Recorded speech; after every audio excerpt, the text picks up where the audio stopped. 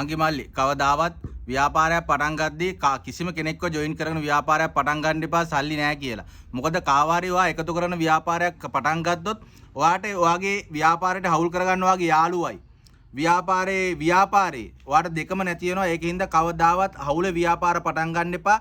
හවුල් ව්‍යාපාරයක් පටන් අරගෙන හරි ගියපුවෙන් ඉන්නේ පොඩ්ඩයි. ඒකින්ද හවුල් ව්‍යාපාරයක් පටන් අරගෙන කෙලවෙච්ච උන් ඉන්නවා ගොඩක්. ඒකින්ද තමයි මචං මේ වීඩියෝ එක අහන්නේ. අනිවාර්යෙන් යටින් කමෙන්ට් එකක් දාපන් ව්‍යාපාරේ හවුලේ පටන් අරගෙන ඔබට කෙලවුන විදිය. අනිවාර්යෙන් ඒවා මේක මචං මේ ඇත්තටම අපි මේ වීඩියෝ ගහන්නේ මචං මේවා අපිට ගෙදර ගෙනියන්න නෙමෙයි බා. මොකද අපිට මේ TikTok මගුලෙන් කිසි දෙයක් හම්බෙන්නෙත් නැහැ. අනිවාර්යෙන් ව්‍යාපාරයක් කරන්නේ උන්ට අපේ රටේ මචං ඉන්නවා සෙට් එකක් මචං. කිසිම මචං අපිට කිසිම දෙයක් වැඩක් නැහැ මචං. උගේ වයසද ආගමද අර මේක අපිට කිසි දෙයක් වැඩක් නැහැ.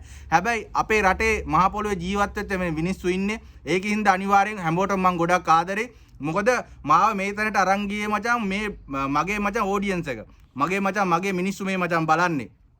උන් තමයි මාව මේ තැනට එක්කන් ආවේ. ඒකින්ද මං උන්ට ගොඩක් ආදරේ. මං කාව කිසිම වෙලාවක මචං කාටවත් වැටෙන්න දෙන්නේ නැහැ. මං මාර ගේමක් දීලා උන්ව මචං තියාගෙන ගේම ගහනවා. සමහරක් කිව්ව මචං කොක්කොම සල්ලි දාලා බිස්නස් පටන් ගන්න හදනවා.